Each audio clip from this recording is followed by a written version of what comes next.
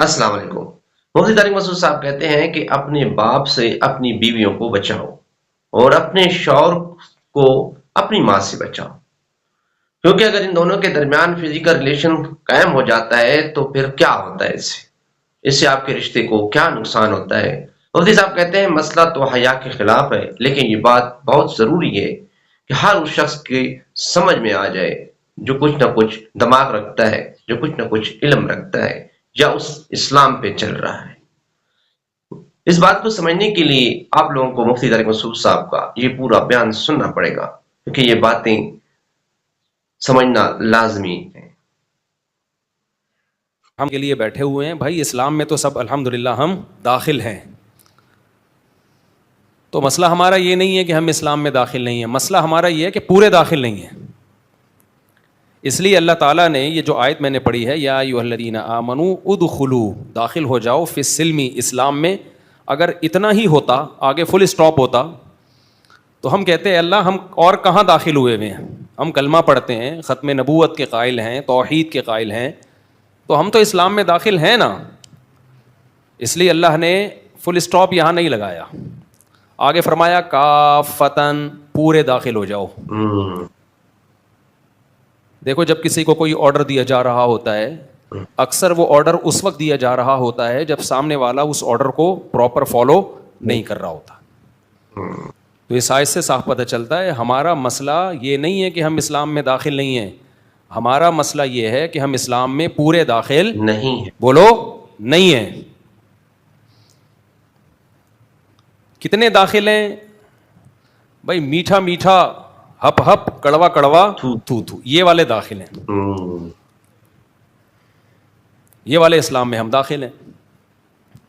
وہ ایک بدعتی مولوی صاحب تھے نا، بیمار ہو گئے، تو کسی نے کہا ان کو نیم کے پتے کڑوے وہ پلاؤ، وہ آنکھ ہی نہیں کھول رہے نا، آنکھیں بند ان کی، بالکل آخری سانسیں چل رہی تھیں۔ کسی نے کہا انار کا جوس نکال کے پلاؤ، آنکھ ہی نہیں کھل رہی۔ مختلف لوگ مشورے دے رہے ہیں، کسی نے کہا کہ یہ کھلاؤ، سنگترے کا جوس پلاؤ، کسی نے کہا کہ بھائی لیمبو ٹپکاؤ، ایک نے مشورہ دیا ان کو دودھ جلیبی کھلاؤ۔ ایک دم ان کی ایک آنکھ کھلی نا، ایسے کر کے، ایسے کھلی، یہ کون بول رہا ہے؟ اچھا کسی نے اس کی سنی نہیں، دودھ جلیبی والے کی۔ پھر کسی نے کہا بھائی کریلے کا جوس پلاؤ، کوئی کیا کہہ رہا ہے، کوئی کیا کہہ رہا ہے، پھر وہ کہہ رہا ہے بھائی دودھ جلیبی کھلاؤ، پھر دوسری آنکھ بھی کھل گئی۔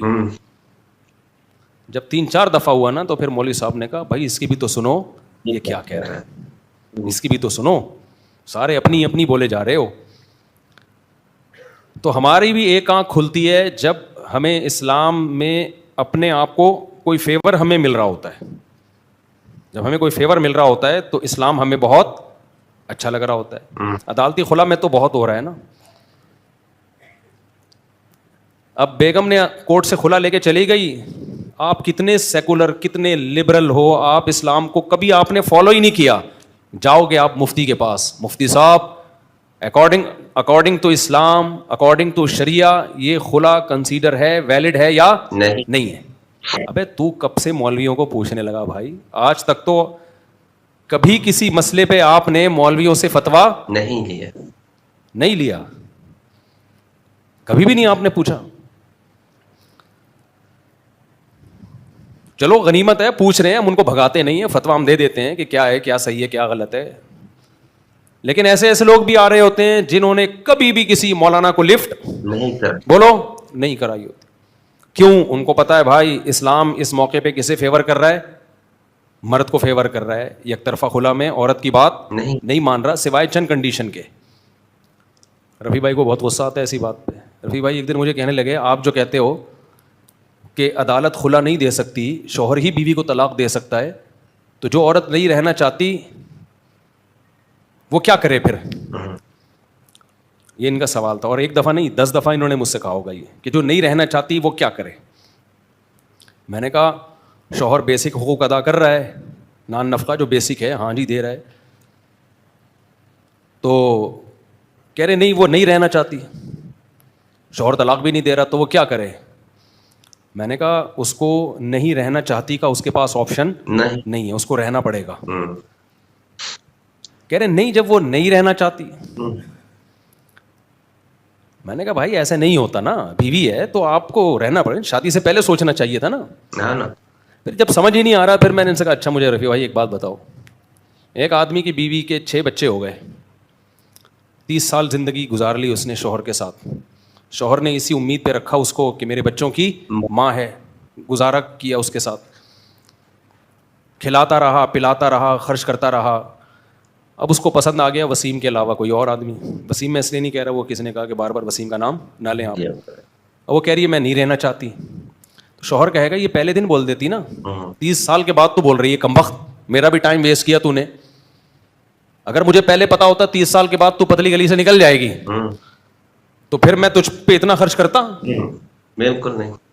اتنی عزت دیتا, اتنے بچے پیدا کرتا تجھ سے؟ بچے بھی نہیں پیدا کرتا. لیکن یہ بات پھر بھی رفیع بھائی کے سمجھ میں نہیں آ رہی. وہ یہی مصر ہیں, جب وہ نہیں رہنا چاہتی وہ نہیں رہنا چاہتی. تو آخری بات یہی ہے کہ بھائی اسلام کے جو آرڈر ہیں آپ کی عقل مانے یا نہ مانے, آپ نے اس کو فالو کرنا ہے. یہ میرا مذہب نہیں ہے, یونائٹڈ نیشن کا لا نہیں ہے کہ لوگوں کی اکثریت کو اگر یہ لا پسند نہیں آ رہا, یا جمہوری حکومت نہیں ہے اللہ کا قانون کہ لوگوں کی اکثریت کو ایک چیز سمجھ میں نہیں آ رہی تو اکثریت کی بیس پہ قانون کو چینج کر دیا جائے. اللہ تعالیٰ کیا قانون اس کا امپلیمنٹ ہوتا ہے, اس میں اللہ کو مشورے نہیں دیے جاتے. تبھی اصول فقہ میں یہ بات پڑھائی جاتی ہے. آج کل کے اسکالر اصول فقہ پڑھتے ہی نہیں ہیں, نام سے بھی واقف نہیں ہیں. اصول فقہ کہتے ہیں کہ قرآن و حدیث سے جب مسائل نکالے جائیں گے تو کن اصولوں کی بیس پہ مسائل اخذ کیے جائیں گے. یہ بہت اہم چیپٹر ہے. مفتی کے لیے یہ ضروری ہے کہ وہ اصول فقہ پڑھے. صدیوں پہلے فقہا نے یہ قرآن و سنت ہی سے مرتب کیے ہیں. ان اصول فقہ میں جو سب سے اہم ترین چیز پڑھائی جاتی ہے کہ اجتہاد جو مجتہد کرے گا وہ کبھی بھی نص کے خلاف نہیں ہوگا. نص کسے کہتے ہیں؟ قرآن کی آیت یا پیغمبر کی واضح حدیث اگر موجود ہے اس بارے میں تو آپ کو پھر اس کے خلاف اجتہاد کرنے کی اجازت نہیں. بولو نہیں ہے. اجتہاد ان مسائل میں ہوتا ہے جہاں قرآن و سنت خاموش ہو,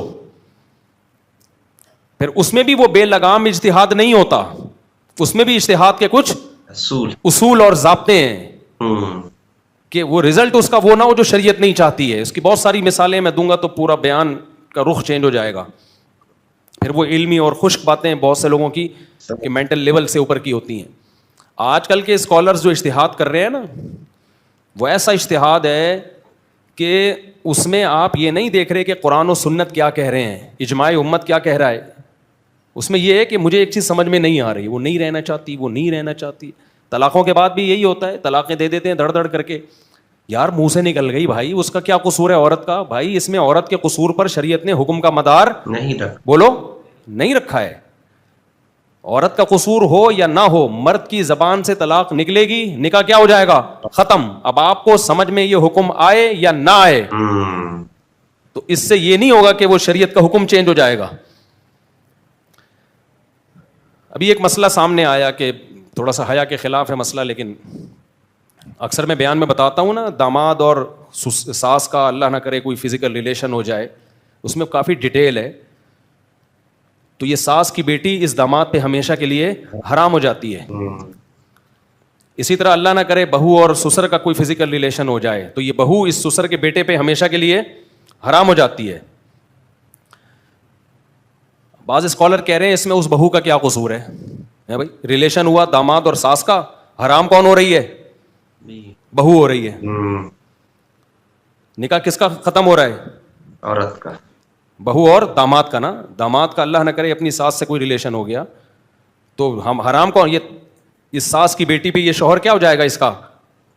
تبھی ہم لوگوں کو مشورہ دیتے ہیں کہ ساس یا سسر بہو کے لیے اپنے سسر سے ریزرو رہنا لازم ہے. اتنی بے تکلف نہیں ہو سکتی کہ وہ سسر سے ہینڈ شیک ہو رہا ہے اور گلے مل رہے ہیں, جی میری بہو جناب حج کر کے آ رہی ہے تو سسر صاحب ایئرپورٹ پہ اس سے گلے مل رہے ہیں, یا سسر صاحب حج کر کے آ رہے ہیں تو بہو اس سے گلے مل رہی ہے, ہینڈ شیک ہو رہا ہے. ہم کسی کی نیت پہ شک نہیں کرتے. تو یہاں بھی لوگ اشکال کرتے ہیں کہ بھائی غلطی ان کی ہے, سزا کس کو مل رہی ہے؟ تو ان سے میں کہتا ہوں کہ طلاق اکٹھی مرد 3 نکال دیتا ہے تو غلطی عورت کی ہے یا مرد کی؟ بولتے کیوں نہیں؟ مرد کی ہے تو سزا کس کو مل رہی ہے؟ عورت کو. دیکھنے میں سزا کس کو مل رہی ہے؟ عورت کو مل رہی ہے. گھر اس کا اجڑ رہا ہے, اس کا بھی اجڑ رہا ہے, اس کا بھی تو اجڑ رہا ہے. آپ کو عقل استعمال کرنے کی اجازت ہے وہاں جہاں شریعت کے واضح احکام موجود نہیں ہے. جہاں شریعت کا آرڈر موجود ہے تو پھر وہاں اپنی عقل سے آپ احکام کو چینج نہیں کر سکتے. وہاں آپ کو ہتھیار ڈالنے پڑیں گے.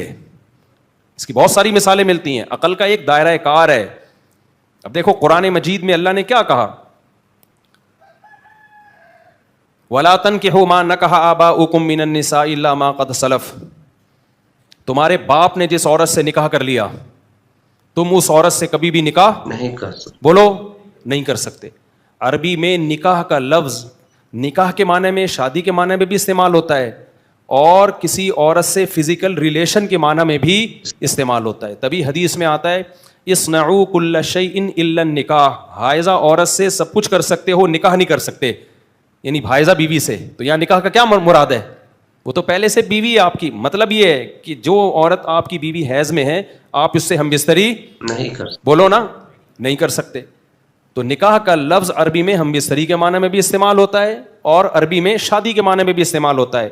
قرآن کہتا ہے کہ تمہارے باپ نے جس عورت سے نکاح کیا. اب یہاں نکاح کا مطلب کیا ہے؟ دونوں مطلب ہیں اس کے, شادی بھی یا فزیکل ریلیشن بھی. کسی ایک مطلب پر ہمارے پاس واضح قرینہ موجود نہیں ہے. جب نہیں ہے تو نکاح کے لفظ کو عام لیا جائے گا. سمجھتے ہیں کہ نہیں سمجھتے؟ تو اب اگر کسی شخص نے کسی عورت کے ساتھ, آپ کے باپ نے کسی عورت کے ساتھ فزیکل ریلیشن کر لیا تو قرآن کہہ رہے یہ عورت آپ پر حلال نہیں ہے. بولو نہیں ہے. اب چاہے زبردستی کیا ہو, اس میں عورت کا قصور ہو یا نہ ہو, یہ قرآن نے شرط بیان نہیں کی ہے. چاہے وہ عورت آپ کی بیوی کیوں نہ ہو, یہ بھی قرآن نے نہیں بیان کیا. اب آپ کی بیوی کے ساتھ اللہ نہ کرے آپ کے والد کا فزیکل ریلیشن ہو گیا تو قرآن تو کہہ رہا ہے جس عورت کے ساتھ ریلیشن ہو گیا نا اب تم اس سے نکاح نہیں کر سکتے. ہوا ہوا ہے تو اس کا مطلب وہ حرام ہو گئی آپ کے اوپر. تو آج اسکالر بیٹھے ہوئے دے دنادن فتوے کہ اس میں عورت کا کیا قصور ہے, عورت کا کیا. بھائی قرآن نے یہ بیان کیا کہ قصور ہے یا نہیں ہے. باقی اس میں حکمتیں ہیں اسلام میں. دیکھو قانون دنیا میں جب بھی بنایا جاتا ہے چند لوگوں کے مفاد کو سامنے رکھ کے نہیں بنایا جاتا. قانون ہمیشہ میجورٹی کے دیکھ کے بنایا جاتا ہے. سمجھتے ہیں کہ نہیں سمجھتے؟ بعض دفعہ کسی قانون سے چند لوگوں کو نقصان ہو رہا ہوتا ہے لیکن میجورٹی اس نقصان سے بچ رہی ہوتی ہے. اللہ کو معلوم تھا کہ جب مسلم سوسائٹی میں اس قانون کا امپلیمنٹ ہوگا کہ سسر داماد سسر بہو کا ریلیشن رشتوں کو حرام کر دیتا ہے, ساس داماد کا ریلیشن رشتے کو حرام کر دیتا ہے, تو چند عورتوں پہ تو ہو سکتا ہے ظلم ہو جائے, ان کے قصور کے بغیر نکاح ختم ہو, لیکن میجورٹی اس ریلیشن سے ہمیشہ کے لیے بچ جائے گی. ان کو خطرہ ہوگا کہ بھائی یہ بچا کے رکھو اپنی بیگم کو, اپنے ابا سے ریزرو رہنے دو کیونکہ میرے نکاح پہ اس سے کیا ہوگا اثر. تبھی تو مسلم سوسائٹی میں پاکیزہ معاشرہ ہے کہ لوگ ڈرتے ہیں بھائی ایسا نہ ہو کہ بے احتیاطی میں ہمارا رشتہ آپس میں کیا ہو جائے, خراب ہو جائے. طلاق زبان سے مرد نکالتا ہے, رشتہ عورت کا ختم ہوتا ہے, چند عورتوں کا ختم ہوتا ہے. میجورٹی کو جب پتا چلتا ہے نا کہ غصے میں طلاق دینے سے بھی ہو جاتی ہے اور یہ ریورس گیئر نہیں ہے تو میجورٹی طلاق کے لفظ سے کھیلنے سے بچتی ہے. یہی قانون بہت سی عورتوں کو تحفظ دیتا ہے کیونکہ عورت کو طلاق کے لفظ سے جتنی تکلیف ہوتی ہے کسی چیز سے نہیں ہوتی. جب بار بار طلاق کریں گے تو وہ بولے گی بھائی تو رکھنا چاہتا ہے کہ نہیں رکھنا چاہتا مجھے, پتہ نہیں اس کا کیا بھروسہ, کل چھوڑ دے آج چھوڑ دے, وہ وفا تھوڑی کرے گی آپ کے ساتھ. میں سمجھا پا رہا ہوں اپنی بات؟ تو اس لیے اسلام کے جو احکام ہے نا وہ آپ کی عقل جہاں سے ختم ہوتی ہے نا وہاں سے شروع اسلام. اللہ ہم سب سے اوپر ہے, بہت اوپر. تو چند لوگوں کو نقصان ہوتا بھی ہے, میجورٹی اس نقصان سے بچ جاتی ہے. ورنہ آپ دیکھو جن معاشروں میں ان اصولوں پر عمل نہیں ہے, غیر مسلم سوسائٹیز میں, آپ کو وہاں بہت برائیاں نظر آئیں گی. وہاں بہویں, بہت ساری بہویں سسر کے فتنوں سے محفوظ نہیں, بولو نہیں ہے. بہت سے داماد ساسوں پہ غلط نظریں ڈالتے ہیں. اسلام نے ایک پاکیزہ معاشرہ تشکیل کیا ہے کہ بھائی تمہارے لیے تمہاری بیوی ہے, اس کی ماں کو ماں کی حیثیت سے دیکھنا ہے, کسی اور طرح سے تمہیں اس عورت پہ نظر ڈالنے کی اجازت نہیں ہے, ریزرو رہنا ہے. اس لیے علماء کہتے ہیں جب آپ جائیں سسرال ساس سے سر پہ ہاتھ رکھوائیں, بس اتنا کافی ہے. بہو کے سر پہ سسر ہاتھ رکھے, بس اس سے آگے بڑھنے کی کوشش نہیں نہ کرے. اور اس میں جان کے ہو یا غلطی سے ہو, اس سے کوئی فرق نہیں پڑتا. بعض اسکالر نے اس کا بھی مذاق اڑایا ہے, غلطی سے جی پتہ ہی نہیں چلا اس کو, وہ گھر پہ آیا, ایک مشہور زمانہ اسکالر ہے, اس کا کام ہی پھینکنا ہے لمبی لمبی, گھر پہ آیا تو پتہ ہی نہیں چلا, بہشتی زیور کا مسئلہ ہے نا کہ بیوی ہے یا بیٹی سو رہی ہے, اور بیوی سمجھ کے اس سے ریلیشن کر لیا, تو پتہ چلا وہ تو بیٹی سے ریلیشن ہو تو بیٹی کی ماں حرام ہو جاتی ہے. تو وہ تو کہہ رہے ہیں اب اس کا کیا قصور ہے, وہ کمبخت تجھے پتہ نہیں تھا کہ تو بستر پہ آ کے لیٹ رہا ہے, تجھے اتنا ہوش نہیں ہے کہ چیک کر لے کہ بیوی ہے کہ بیٹی ہے. اتنا فیور دے رہے ہیں اس کو کہ ہائے بیچارے کو تب پتہ ہی نہیں چلا, تو اس بیچارے کے ساتھ ظلم ہو رہا ہے کہ اس کی بیوی اس پہ حرام ہو رہی ہے. بیچارہ نہیں ہے, وہ ایک نمبر کا بے شرم انسان ہے کہ جس کو یہی نہیں پتا کہ گھر میں جب داخل ہوتے ہیں تو گدھوں کی طرح داخل نہیں ہوتے, انسانوں کی طرح گھر میں داخل ہوتے ہیں. انسانوں کے ہاں یہ فرق ہوتا ہے, اس کو پتا ہوتا ہے کہ بیٹی کون ہے اور بیوی کون ہے. سمجھتے ہیں کہ نہیں سمجھتے ہیں؟ تو اس لیے یہ حرمت مصاہرہ کا مسئلہ کہلاتا ہے. اس کا قرآن نے بھی ذکر کیا ہے, پھر صحابہ سے بھی ثابت ہے, تابعین سے بھی ثابت ہے. تو خیر ہم اپنی بات لے کے چلتے ہیں, تو کچھ مسائل بیچ میں آ جاتے ہیں تاکہ اپنے رشتوں کو خراب نہ کریں اور یہ نئے نئے اسکالرس کی باتوں میں نہ آئیں. عبداللہ بن عمر رضی اللہ تعالی عنہ کی باندی تھی, تو وہ جب باندی کے قریب گئے تو پھر ارادہ ہوا کہ میں اس باندی کو ہبہ کر دیتا ہوں اپنے باپ کو, حضرت عمر کو, تو گفٹ میں دے دیتا ہوں. حضرت عمر نے فرمایا اب یہ میرے لیے حلال نہیں ہے. بیٹے نے جب, تو بہو کی طرح ہو گئی نا, اگرچہ باندھی ہے وہ بہو نہیں ہے, لیکن یہ اسلام ایک غیرت کا نظام سکھا رہا ہے بھائی. یہ کیا بات ہے کہ ایک عورت سے پہلے ایک مرد فائدہ اٹھاتا رہا, اب اس کا باپ بھی اس سے فائدہ اٹھائے؟ نہ نہ نہ, باپ کی نظروں میں اب وہ بیٹی کی نظر تو اس پہ ڈال سکتا ہے, بیٹی کے علاوہ کوئی اور نظر اب وہ اس پہ نہیں ڈال سکتا. بولو نہیں ڈال سکتا. ایسے کتنے کیس آئے ہیں ہمارے پاس, تو مسائل دن بھر آتے رہتے ہیں. ایک آدمی نے گرل فرینڈ بنائی ہوئی تھی, اس سے ریلیشن بھی ہوتا رہا, اب وہ گرل فرینڈ سے جو ہے نا خود شادی نہیں کر رہا, اس کا باپ شادی کر رہا ہے. تو غیر مسلموں میں تو شاید اس کو برا نہ سمجھا جاتا ہو, اسلام میں اس کی اجازت نہیں, بولو نہیں ہے, باپ شادی کر رہا ہے. ایسے بھی کیس آئے ہیں کہ گرل فرینڈ تھی تو گرل فرینڈ کی اماں جو ہے وہ اپنی بیٹی کے بوائے فرینڈ سے شادی کر رہی ہے. یہ بغیرتی ہے یا نہیں ایک نمبر کی؟ بالکل. کہ تمہاری بیٹی کا جس سے فزیکل ریلیشن رہا, اب اسی مرد سے تم شادی کر رہی ہو. تو جن کے ہاں مذاق اڑا رہے ہیں آج کل لوگ بہشتی زیور کے مسائل کا, کہ بہشتی زیور میں یہ لکھا ہوا ہے, یہ لکھا ہوا ہے, تو یہ وہ لوگ ہیں جن کو نہ قرآن و سنت کا پتہ نہ حدیث کا پتہ. ابھی میں نے خلا پہ کلپ ریکارڈ کروایا تھا نا ڈیٹیل میں, اس سے آپ لوگوں کو اندازہ ہو گیا ہوگا کہ پراپر علم حاصل کرنا ایک الگ چیز ہے, اور چند کتابیں پڑھ کے کوئی اسکالر بن جانا ایک الگ چیز ہے. خیر ہم اپنے ٹاپک کی طرف آتے ہیں. تو میں یس کر رہا تھا کہ دیکھو بھائی, اللہ میاں نے حکم دیا ادخلوا فی السلم, بولو کافہ, داخل ہو جاؤ اسلام میں مکمل. جب مکمل داخل ہوں گے تو ہمارا مسئلہ یہ ہے کہ ہم اسلام میں داخل تو ہوتے ہیں مگر کمپلیٹلی داخل نہیں ہوتے. خلا کے کیس میں ایک اور میرے ذہن میں واقعہ آیا. ایک خاتون نے خلا لیا, علماء نے بتایا کہ یہ خلا کالعدم ہے, بعد میں دھکے کھاتی رہیں, کوئی رشتہ ان کو نہیں ملا. اس کے بعد پرانے والے سے رابطہ کیا اور فتویٰ لے رہی ہیں ہم سے کہ ہم نے سنا ہے کہ یہ عدالتی خلا معتبر نہیں ہے. میں نے کہا کہ سنا تو ہم نے بھی ایسا ہی ہے, لیکن جب آپ نے چند سال پہلے خلا لیا تھا اس وقت بھی آپ کو رابطہ کرنا چاہیے تھا کہ یہ خلا ہوا ہے کہ نہیں ہوا. اس وقت ان کا خیال تھا کہ جو, کیونکہ آج کل شادی شدہ خواتین کو مرد چکنی چپڑی باتیں کر کے ورغلاتے ہیں, طلاقیں دلواتے ہیں, اس کے بعد ٹھینگا دکھا دیتے ہیں. مرد کو پتہ ہوتا ہے جو اپنے شوہر کی نہیں ہوئی وہ میری کہاں ہوگی, کل کسی کوئی اور پسند آئے گا تو وہاں چلی جائے گی. چند دن پہلے کسی نے بتایا کہ کوئی ٹک ٹاکر لڑکی تھی, اس کو تھوڑے کسی کروڑ پتی سے شادی ہو گئی, اس کی شادی کی بیس ہی کروڑوں روپے, تو بعد میں کوئی ارب پتی مل گیا تو پرانے والے کو کیا کیا اس نے, ٹاٹا. آج کل وہ سڑکیں ناپتا پھر رہا ہے, مکھیاں مار رہا ہے. سمجھتے ہیں کہ نہیں سمجھتے؟ خیر تو بھائی ادخلوا فی السلم کافہ, اللہ کہتے ہیں اسلام میں مکمل داخل ہو جاؤ. تو اسلام میں مکمل داخل ہونے میں آپ کی عقل کو وہ حکم سمجھ میں آئے یا نہ آئے تو بھی آپ نے فالو کرنا ہے. آپ کو وہ حکم فیور دے رہا ہے یا آپ کے اگینسٹ جا رہا ہے تو بھی آپ کو فالو کرنا. بولو کرنا ہے. امید ہے آپ کو مفتی طارق مسعود صاحب کا یہ بیان بہت پسند آیا ہوگا. اگر آپ کو پسند آیا تو براہ مہربانی ہمارے اس چینل کو سبسکرائب کر دیں اور اس ویڈیو کو لائک اور شیئر بھی کر دیں. آپ کا بہت بہت شکریہ اپنا ٹائم اس چینل کو دینے کے لیے اور مفتی طارق مسعود صاحب کے بیان کو دینے کے لیے. Thank you. جزاک اللہ.